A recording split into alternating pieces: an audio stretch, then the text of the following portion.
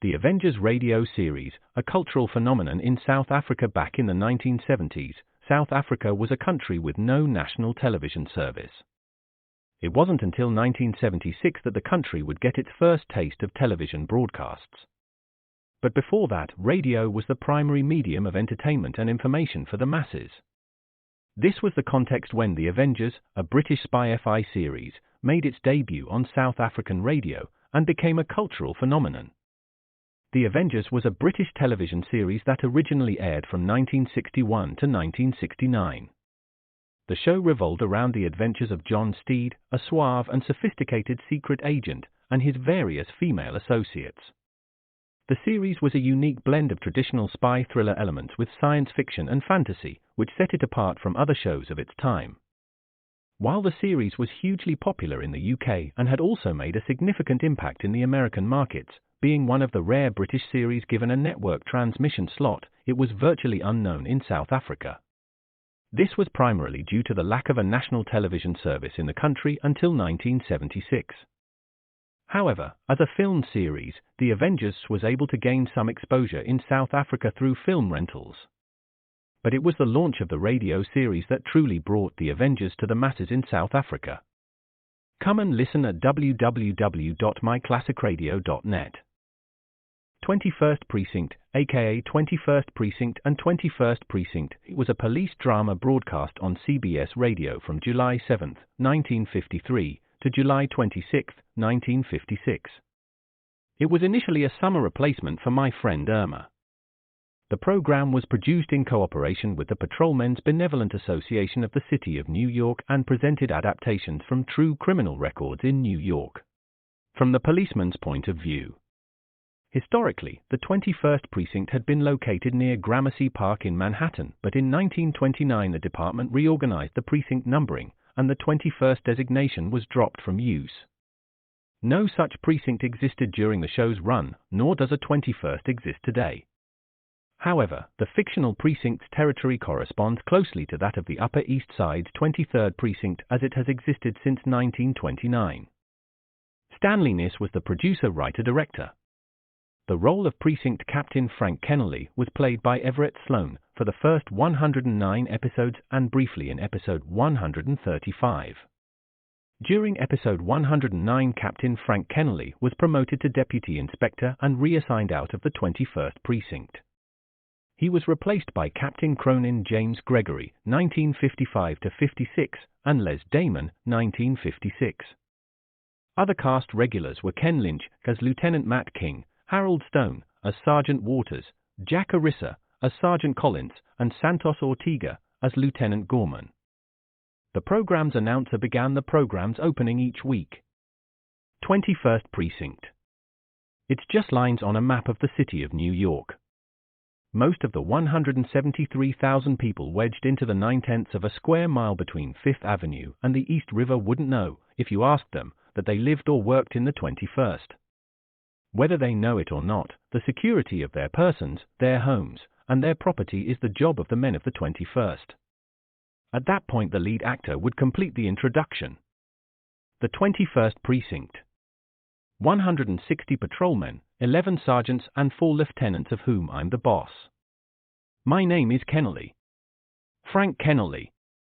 I'm captain in command of the 21st. Art Hanna, Bob Hill, and Hugh Holder were the program's announcers.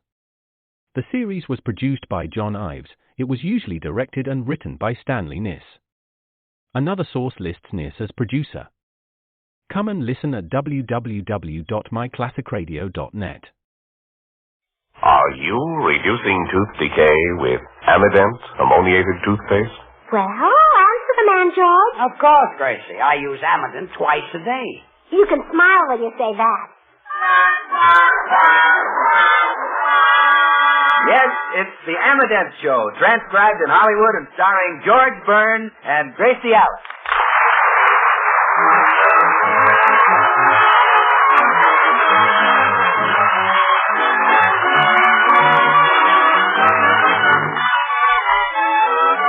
With our special guest, Ronald Reagan, yours truly, Bill Goodwin, Steve Benaderet, Hal March, Marvin Miller, Harry Lubin, and the Amident Orchestra. For healthy laughter, it's George and Gracie.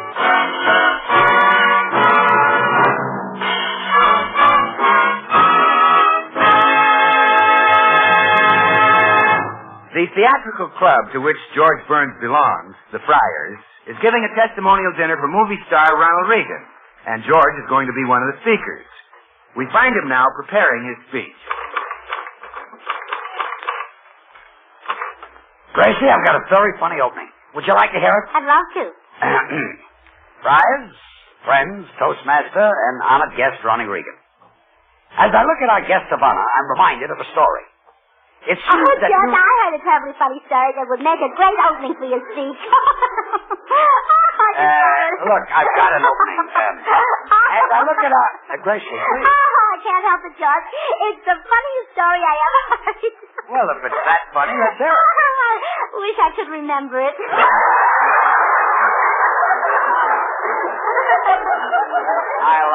I'll use the opening I've got.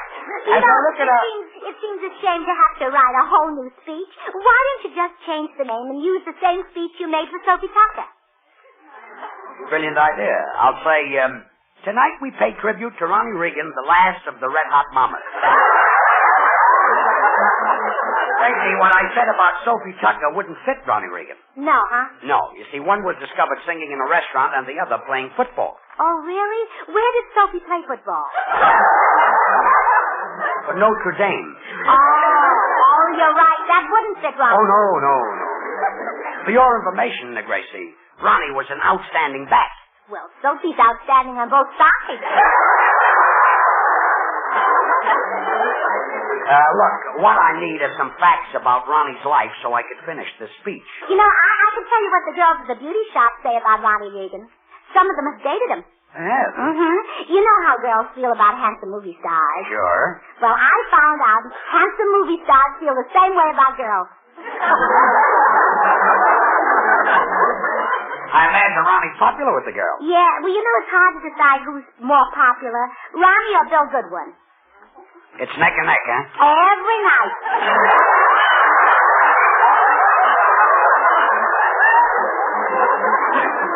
Let it go. Well, have I been a help to you, George? Tremendous. Oh, I'm glad. I wanted to put you in a good mood before I told you about the dream I had last night. What was that? Well, I dreamt that you bought me a 1950 Cadillac, and I bought you a necktie. That was a nice dream. Yeah, here's the tie. Well, I've kept my end of the bargain. And now I'm supposed to buy you a Cadillac. Well, sure, because I dreamt it and dreams come true. Well, tonight you can dream that I've changed my mind. Forget the whole idea. But, George, this isn't my idea. It came from my subconscious mind. There's another one? Look, honey, I wasn't born yesterday. I know that. Come in. Well, Blanche Martin. Hello, Gracie. Hello, George. Hiya, Blanche. I just had to come over and tell you the dream I had about you two last night. About us, Blanche? Yes. I dreamt that George bought you a 1950 Buick. A Cadillac. Oh, that's right, Cadillac. No! Yes. Well, that's remarkable. I had exactly the same dream. No. Yes. Have you two Dolly sisters finished your act? Well, I know you'll cook this up. Cook it up? What do you think I am, a jerk? You better take that one alone, Gracie. I'm liable to ad-lib you right into a Ford. Look, Rosie and Jenny. I'm not even getting a Ford, so relax. And as long as you're here, Blanche, I'd like you to listen to the opening of my speech. Oh, it's the Ronnie Reagan dinner at the Friars Club, Blanche. All right. Friars, friends, Toastmaster, and honored guest Ronnie Reagan. As I look at our guest of honor, I'm reminded of a story. It seems... Oh, George, I heard a wonderful story that'll fit right in there. I've got a story, you see. Not as funny as this one. No. The husband said to his wife, "Why didn't you mend the holes in my sock?" And she said, "You didn't buy that fur coat I wanted, so I figured if you didn't give a rap, I didn't give a darn."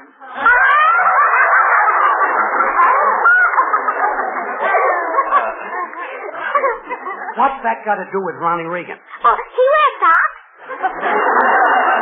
Look, will you listen to my opening, please? Friars, come in. Hello, George. Hello, Gracie. Oh, hello, Harry. Hi, Harry. If you're looking for your wife, here she is. No, George. I just dropped by to tell you about the dream I had last night. I dreamt that you bought Gracie a 1950 car. No. Yes. I dreamt the same thing. No. Yes. Well, Harry Richmond is back with the Dolly sisters.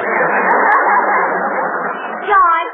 You can all relax. I'm not going to buy a 1950 car. We don't need it. It would be different if our car was a wreck. It would, huh? Come back here, Gracie. I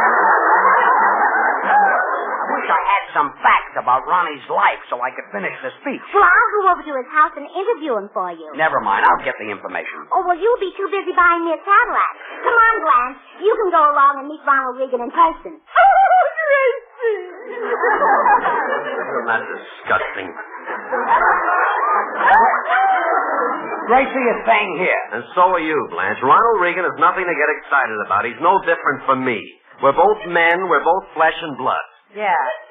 Except you got the flesh and he got the blood.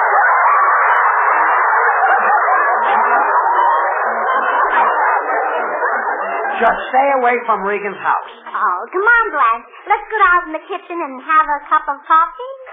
Okay, Gracie. Some acting. Yeah. That wife of yours kills me, George. Imagine thinking she could get a new car with that dream idea. Oh, I don't think she really expected it to work, Harry. She does those things for kicks. I remember once. Come in. Mr. Burns? Yes? I'm Mr. Brown from Hillcrest Motors. I've got your new Cadillac out front. You sign here, please. I'm not buying a new Cadillac. But, Mr. Burns, I spent all day yesterday with your wife answering her questions, explaining the car to her. Mr. Burns, I've earned this sale. I'm sorry, Mr. Do you know what she asked me to do? Put the windshield wipers on the inside so they wouldn't get wet when it rained.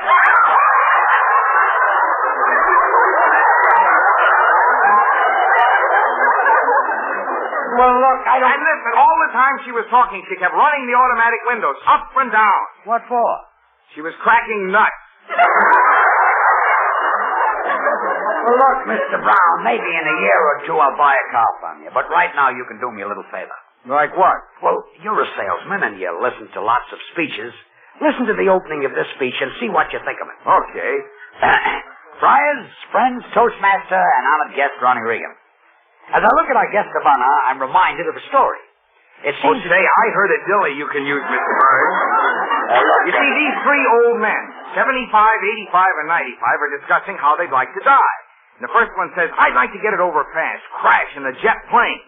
And the second one says, I'll take freezing. That's just like going to sleep. And they both turned to the 95-year-old and said, well, how about you, Pop?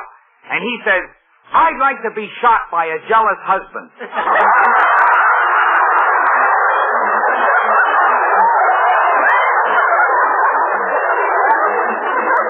Goodbye, Mr. Brown. Goodbye, Mr. Burns.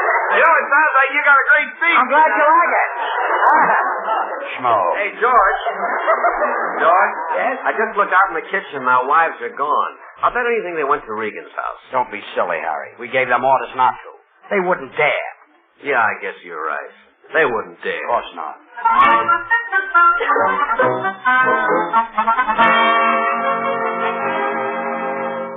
Well, here we are, Blanche. This is Ronald Reagan's house. Oh, Gracie, I'm so excited. Imagine meeting that big, handsome movie star in person. Oh, well, now, don't expect too much, Blanche. You know on the screen they use all kinds of tricks to make those movie stars look good. Makeup and putty and built-up shoes and girdles and wigs and goodness knows what all. You may get quite a shock when you see one. Did you hear about that? No, what did he say?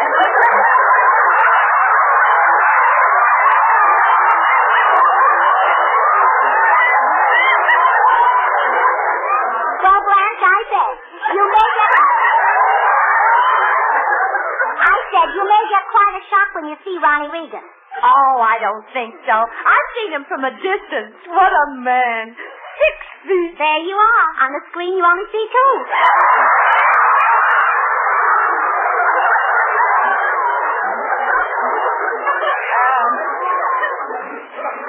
Just ring the doorbell, Gracie. You see how wrong you are. All right.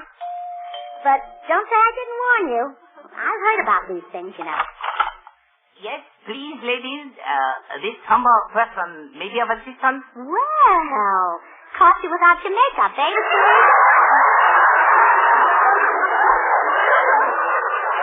Oh, Gracie! Excuse, please. Me not Mr. Reagan. Me, Mr. Reagan's boy. His boy, huh? Do you look like your father? Gracie, he's not Ronald Reagan's son. He's a houseboy. He works for him. Oh. Yes, me, Wong. Well, it's big of you to admit it. Is the Mr. Reagan at home? No, but I expect him very soon. Please to come in and wait. Oh, we'd love to. I'll say. Oh, isn't it exciting, Blanche, being in Ronnie Reagan's home? Oh, it's like a dream. If he walks in that door, I hope somebody pinches me. Well, don't count on it, Blanche. He's a very nice boy. Well, anyway, I can't wait for him to get here.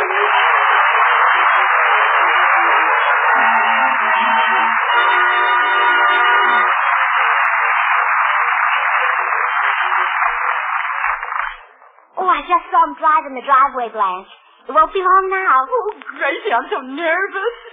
I just know I'll stutter and stammer when I meet him. Oh, now calm down. You'll be all right. I'll practice my diction. Hello, Grandpa. I think he'd like it better if you just said hello, Mr. Reagan. My knees are shaking. I'm going to stand behind this chair so I'll have something to lean on. Oh, Wong, well, looks like I have company. How now, Brown Cow? Hello, Mr. Reagan.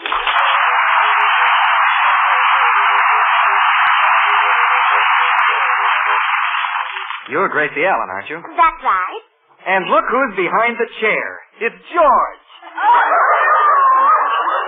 What? Oh, no, this is my friend Blanche Morton. Oh, I'm terribly sorry. Please forgive me, Blanche. Is it all right if I call you Blanche? Yeah, I like it better than George. Imagine thinking you were a man. Well, it's the fault of the light in here. I'll make it dimmer.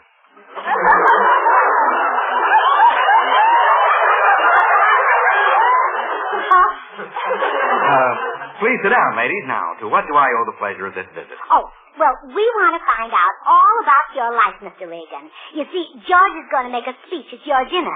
Yes, so I've been warned. Told. Well, now, tell me all about yourself, and I'll make notes for George. Very well. I'll start by telling you where I came from. I was raised on a farm in Illinois. Well, that certainly beats California. All they can raise out here is vegetables. I meant that my father had a farm, and I grew up on it. Oh. I went to a country school. This will sound corny, but I actually had to walk 4 miles to the schoolhouse. You poor boy. Did you go to college? Yes, I went to college on a scholarship. That certainly beat walking, didn't it? Yes. Well, tell me more about the farm. Did you raise any silos? One of the biggest in Illinois, until a cyclone came along. I remember one summer we had 3 cyclones. Really? Yeah, but we had a good cyclone cellar. Oh, he must have been good if he sold you 3 cyclones. Well, so much for your boyhood days. Now, I want to know all about you now. How old are you? You mean before we started this interview or now? I've aged considerably. Well, how old are you now? And tell the truth, Mr. Reagan. I think it's silly for people to lie about their age. Well, I'd say I'm about your age. Oh, and out of college already? Yes. Now, tell me some exciting things that have happened to you. Well, I've had a few narrow escapes hunting. See the bearskin rug in front of the fireplace? Yes? Well, that bear charged me. How much?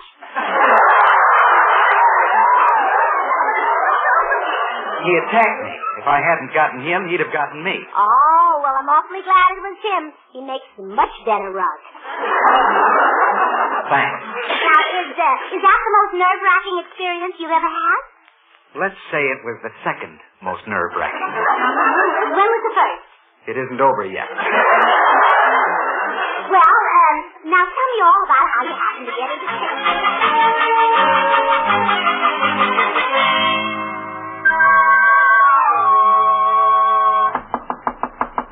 Come in. George? Oh, hello, Bill. I'm glad you dropped by. Would you listen to the opening of my Ronnie Reagan speech and see what you think of it? Oh, sure, George. But listen, first let me tell you about the dream I had last night. I dreamt that You bought Gracie a 1950 Cadillac. Yeah, how'd you know?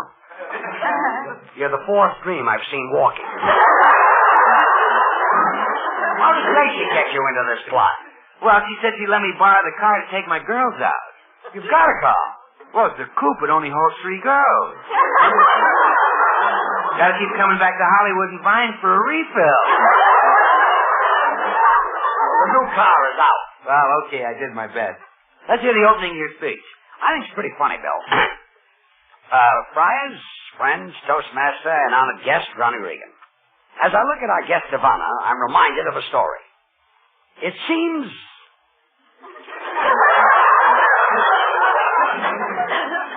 Well, go on. Thanks. It seems there were... Hey, I just got it.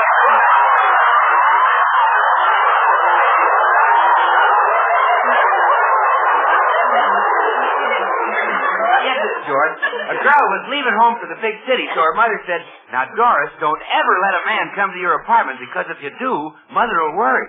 So the daughter said, "Okay, Mom, I'll go to his apartment and let his mother worry." Doesn't Afra have any straight men? Now, just relax, George. What are you going to say about Ronnie Reagan after your opening? Well, I'll tell about him being the president of the Screen Actors Guild. Oh, yeah, that lucky dog. That's how he gets the girls. What? He got a law passed. Whenever a screen actor gets married, his little black book automatically goes to the president. Look at December alone. Jimmy Stewart, Cary Grant, and Clark Gable. He hit the jackpot. Hello, dear. Hello, Bill. Look who I brought back with me. Well, Ronnie, come in. Glad to see you. Hello, George. Hiya, Bill. Hello, Lucky. Ronnie, tell George about the dream you had last night. Oh, yes. Just tell me the model. I know the rest of it. A convertible. Thanks. I had a wonderful interview with Ronnie, George. I'll tell you about it as soon as I make us all some tea. Good idea, Gracie. How would you like it, fellas? I'll take a slice of lemon. Just sugar for me. I'll take cream. Nobody wants tea, huh? Well, let's see. Just bring the other stuff, yes. Ronnie, I called Warner Brothers and got all the dope I needed for my speech. I'm sorry Gracie bothered you. Oh, I didn't mind. But, man, how do you stand it every day? It isn't easy. Once I decided to throw myself under a train. Oh, George, you shouldn't have done it. I didn't. Oh. I'll go collect my notes and run through my speech for you. Okay, George. Hey, listen, Ron, I've been waiting to get you alone. What did it take for Gable's book? No sale, Bill. But, Ronnie, you've got so many. If it ain't all those beautiful dolls, you'll have to live to be 150. With that incentive, I might make it. Well, you'd know more about that than I would. You're closer. I wouldn't talk, Bill. You're pushing 40. Well, if I'm pushing it, you're dragging it.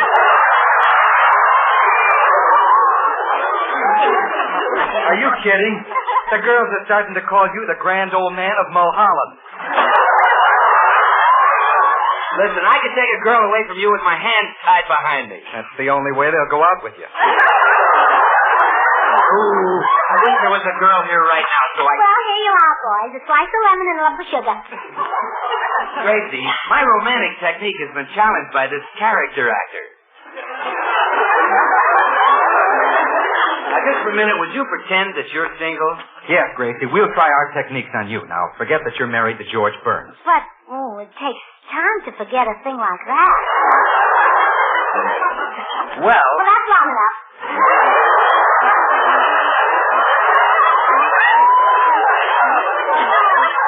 Okay, Ronnie, you start.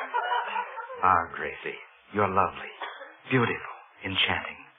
I kiss your hand. Oh. All right. Now it's my turn. Oh, you love it, Bill. It tickles.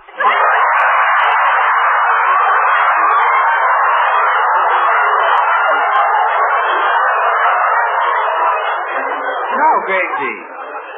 my turn to show my technique, my line. What line? Come with me, Gracie. We'll drive through the park. Come with me, Gracie. We'll drive to the ocean and watch the moonlight on the water. We'll go dining and dancing. We'll have champagne and caviar. We'll brush our teeth with Amident ammoniated toothpaste. What? You can't top that, Bill. Girls love Amident toothpaste. Wait a minute, that's my line. It leaves your mouth feeling fresh and clean, your teeth bright and sparkling. Amident is a grand wake-up toothpaste. Ronnie, don't say it so good. I got a living to make. More dentists recommend Amident than any other dentifrice. How about it, Gracie? I'll go with you, Ronnie. Oh, no, you won't. If he's furnishing Amident toothpaste, I'm going with him. Well, Ronnie, I've got my speech already. Sit down, everyone, and give a listen. Okay, George. Friars, friends, Toastmaster, and honored guest, Ronnie Reagan. As I look at our guest of honor, I'm reminded of a story. It seems that... Oh, George, I know a story that'll be great, man. You like mine, Ronnie. But wait till you hear this one. A spinster school teacher, sweet 36, and never been kissed, has her first date. Well, the moonlight, a smooth line, the fella kisses her. Immediately, she bursts out crying. She says, oh, how can I ever face those dear, sweet, innocent children tomorrow with 2 black marks against me? The fella says, what do you mean, 2? She says, well, you're going to kiss me again, aren't you?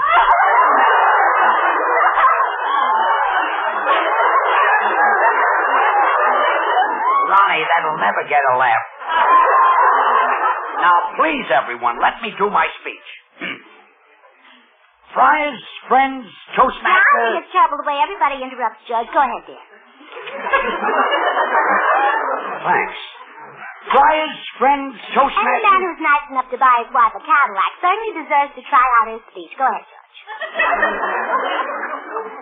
Friars, friends, Probably a wonderful speech. Show them, dear. Friars, George friends, is a fine speech. No, I can't continue.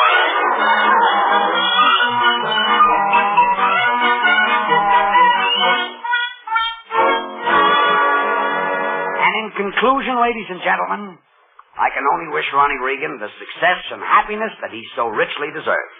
I thank you. How long did that run, Gracie? Exactly 10 minutes, Judge, and it's a beautiful speech. Well, thanks for listening to it. Oh, it was a pleasure, darling.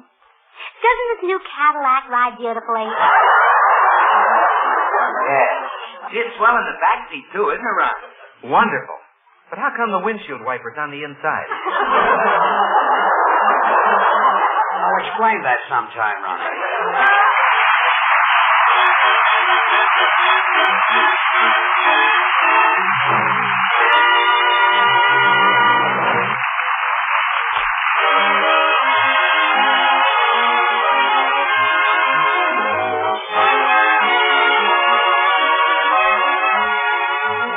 George and Gracie will return in just a moment. Join us again next Wednesday when we'll all be back.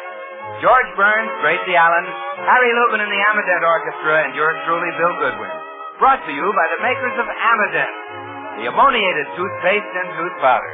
Recommended by more dentists than any other dentifrice. The George Burns and Gracie Allen program was transcribed in Hollywood, written by Paul Henning, Sid Dorfman, Larry Klein, and Harvey Helm, and produced by William Burns. And now here are our stars. Gracie, next week our guest star will be the Bank of America. The Bank of America? Well, the same thing. Al Jolson. Oh, he's wonderful. George, you know that $1 million robbery back in Boston? Do you think any of that money was Jolson's? No, Gracie. Those armored trucks are too small to carry Jolson's loot. The Navy moves his money in battleships. Oh, so that's why the Missouri got stuck in the mud. Yeah, that did it. See you next week, Jolie. Good night, folks.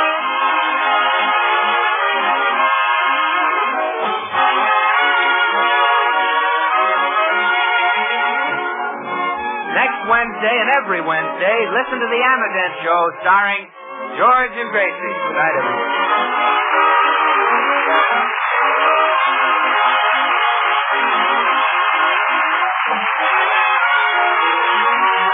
For the Lum and Abner Show, which follows immediately. This is CBS, the Columbia Broadcasting System.